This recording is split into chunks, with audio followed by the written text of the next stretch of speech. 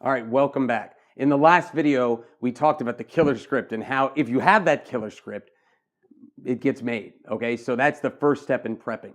The second and third steps are what I want to cover today. And the second step is the budget of the film, but it also has to do with the third step. They kind of go back and forth. And the third step is insanities versus liabilities. Now, let's talk about that first.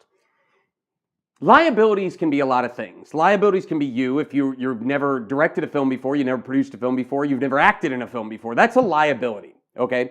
And liabilities can be surmounted, okay? I've starred in a bunch of films. People that have seen my films, Love and Dancing, The Alphabet Killer, Screamers, okay? I've starred in a bunch of films. I know I'm still a liability because I'm not some sellable name. Whatever, cachet of fame that I have, it's not equal to the people that are star names that you don't have to explain. You just say their name and, oh, that person, that's great. Okay, so I'm not on that level. So I know I'm a liability, whatever film that I'm going into.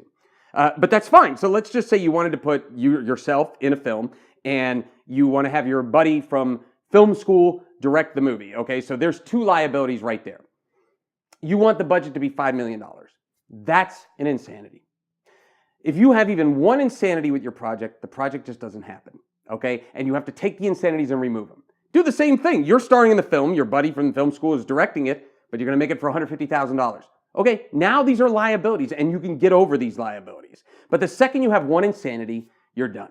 Okay, you're gonna make this found footage movie and it's gonna be, the budget is $150,000, that's really smart. You're gonna use unknown actors, but I think I'm going to get Brad Pitt as a cameo, and that's the only way we're getting the money because the financier said if I can get Brad Pitt as a cameo, he'll wire the $150,000. That insanity means you're done. Any insanities mean the film is not going to happen, and I've seen them over and over again. They've been hysterical. They've been a point of comedy for me and some friends because, friends of the film business, that when somebody says this story and then they just throw in that insanity at the end. It's a $3 million film, and it's genre-based, and all this and that, and it's great. Okay, fantastic. Okay, but yeah, I'm actually directing it, it's starring in it, and I want to be the only producer.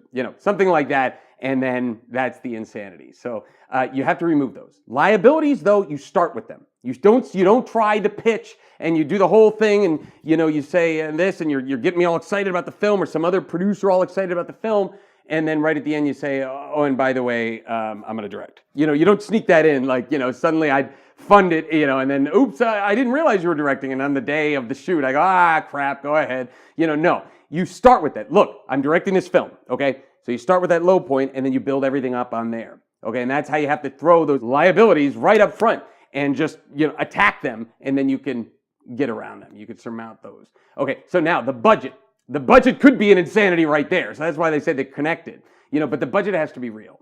And anybody that's going to tell you that you should do 3 budgets and your dream budget, your ideal budget, and then your real budget doesn't know, and I guarantee they probably never raised a penny for movies, okay? I've actually seen books recommending this, and then you turn it over, you read about the author, and then you look them up on IMDb Pro, and they've never produced a movie, they've never raised money in their lives. Maybe they went to Harvard Business School and they think they know how to produce movies, whatever. So bottom line is, you stick with one budget, and that budget is that lowest, tightest budget that you can make it for and still have the production value there, still have the cast, whatever you need to make it for whatever the amount of money that you're making it for, okay? A lot of times budgets are made by what's called backing in.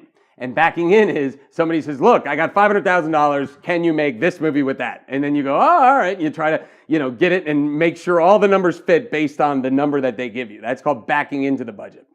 The other way to do it is take your screenplay and find a line producer and say, give me the most realistic budget you can for this movie that we can make it for. The tightest, most realistic budget. Okay, and that's the best way to do it. These days, now that people aren't buying DVDs left and right, you need to make films as tight as possible. I would have never made a movie for under $500,000, I'd say 10 years ago. Now, yeah, sure, I would do a film that, under $500,000. There's a level that I wouldn't go under, but I would say it's still doable, and you can make these movies look like $10 million movies if you do it in the right way. So get that realistic budget, eliminate all your insanities, and really try to strengthen your liabilities, and those are steps 2 and 3 of prepping your project.